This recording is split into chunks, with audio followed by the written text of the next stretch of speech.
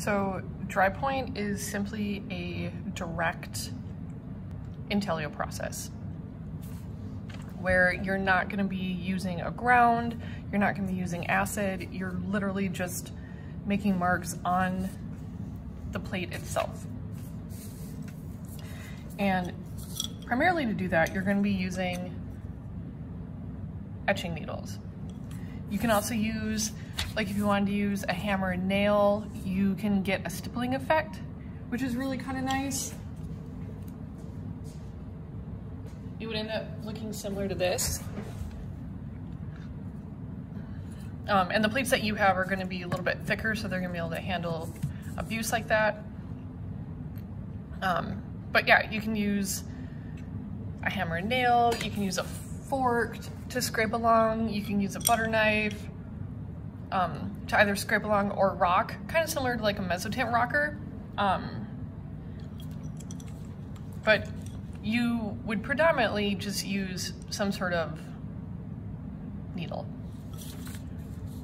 So this is simply a really kind of a fine awl. And you can see that I already have it started. With the copper, you kind of just want to be aware that if you are putting down quite a bit of pressure, just be aware that it might slip a little bit. So if you're drawing on it and you want to do a circle, you know, you're going to get a little bit more jagged line. If you have a stencil of some sort, you can use that and that'll give you a little bit more crisp shape. But you can use this to just simply scratch into the copper plate that you have. And if you want to, you can do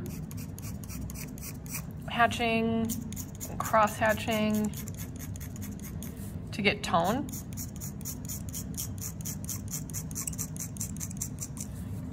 You know, depending on how much tone you want.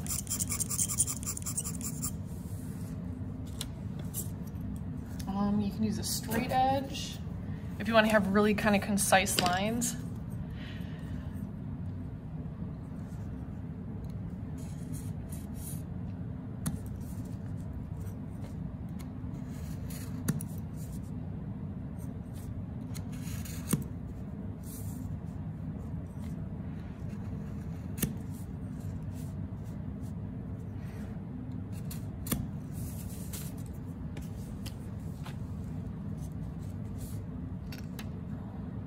But yeah, basically you're just gonna use your etching tool as a drawing tool to draw onto the plate. And so this is essentially what the lines would end up looking like. So these are gonna be pretty dark, and you can feel them too.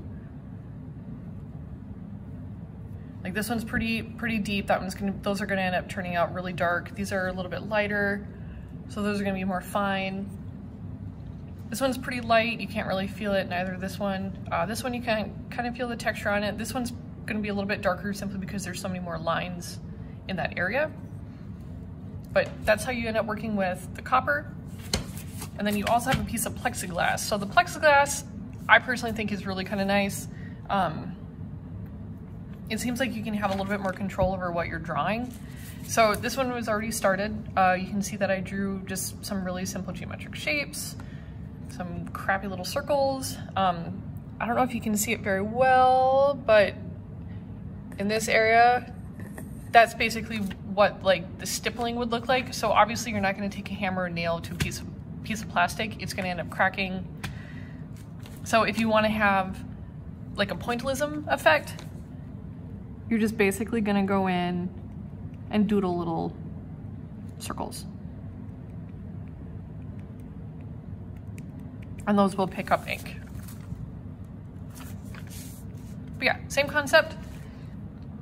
You can draw just immediately onto the plate. You don't need to put a ground down. Again, you can still use a straight edge if you wanted to have perfect lines on there.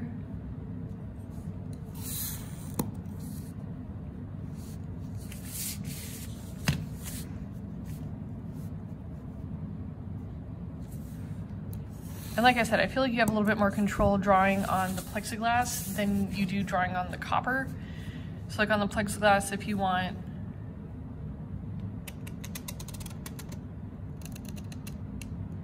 a circle of some sort, like it still hops a little bit, but it does seem as though you have a little bit more control.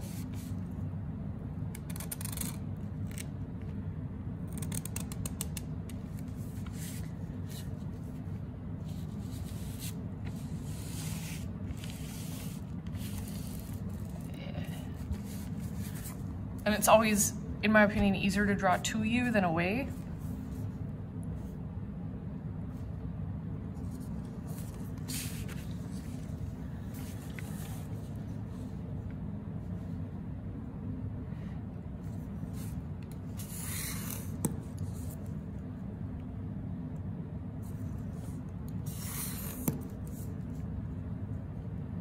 And again, you can use a stencil if you want to. For the most part, you could probably use the same tools on the copper or on the plexiglass as you do on the copper. Like if you end up trying to use like a butter knife to rock on the plexiglass or using a fork, like you might not have as much luck as you would on the copper plates. But you can still play around with it and give it a try. Oops.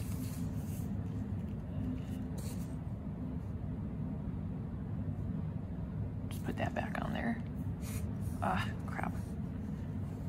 So that ended up sliding a little bit.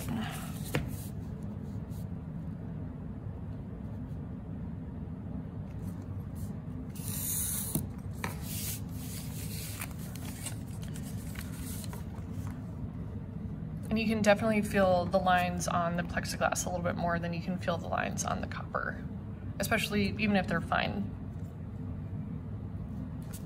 But that is how you can possibly work into either a copper or plexiglass plastic plate with drypoint.